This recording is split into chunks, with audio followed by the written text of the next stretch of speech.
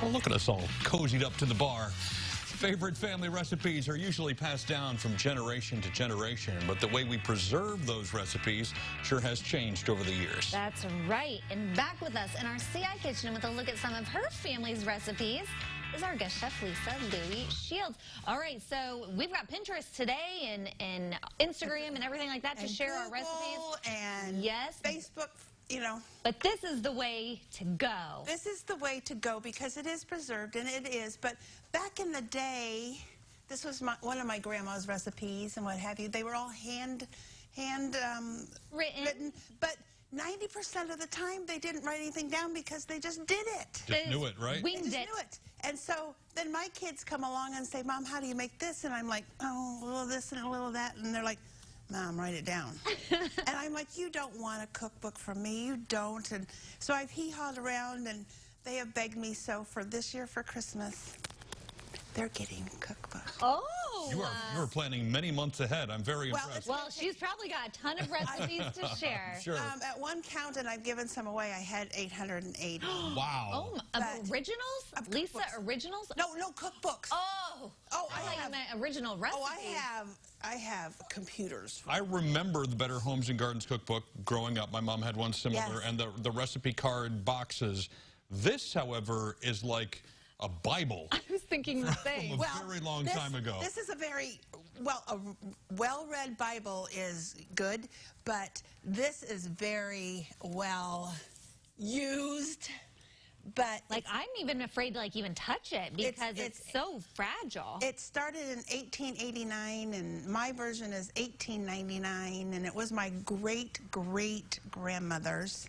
Wow. And she wrote in it. She wrote recipes in it, and they're in pencil. She probably made her own little tweaks. She did, and they're in pencil. Is that your grandmother there? That is a president's wife. Oh.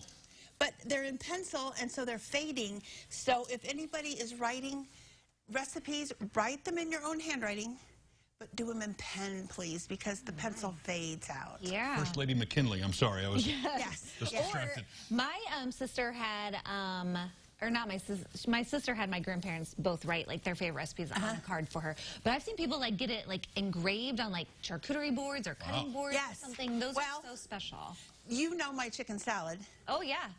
It's going on my tombstone because I told the girls. The actual chicken salad or the recipe? The recipe. Okay. I said, over my dead body.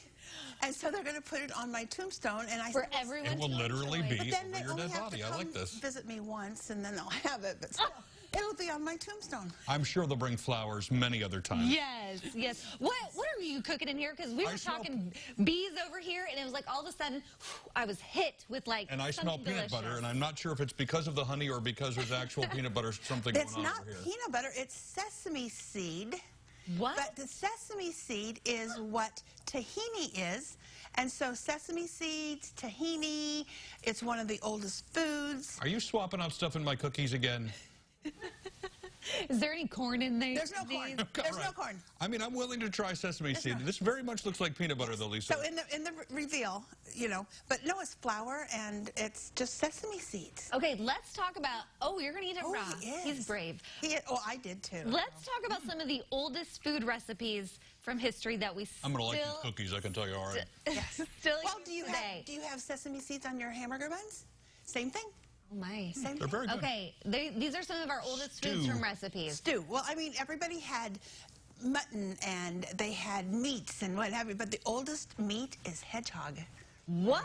I think that as a pet, not as a meat. Yep. Okay, I want to make... Tamales? Well, and I also want to make sure we get to the oldest foods that we still eat, because one of them was one we've already talked... Are you all right? No, I'm great. Okay. I'm trying to figure out if I can have more. I thought you were choking on your... No, I'm good. Stuck to the roof of your mouth. But honey. Yes. Honey, yes, because there were bees back in the day, and, and so... And beef jerky, because there were cows back in the day. And they didn't have any refrigerators, so they had to preserve it with salt and preserve it. Oh my gosh. I'm sad that we're out of time, because I feel like we've got so much to talk about. We will talk more about this later on in the show. Chocolate is one of the oldest ones. Gosh. You know what else? Yeah. Noodles. I saw some beef and noodles. And every farmer's wife made noodles, and everybody passed down how to make noodles. Gosh. We're not going to have any cookies left. If you want we to got connect with cookies. Lisa on Facebook, we'll connect you over at our website, csliving.tv. The raw egg in this, I forgot to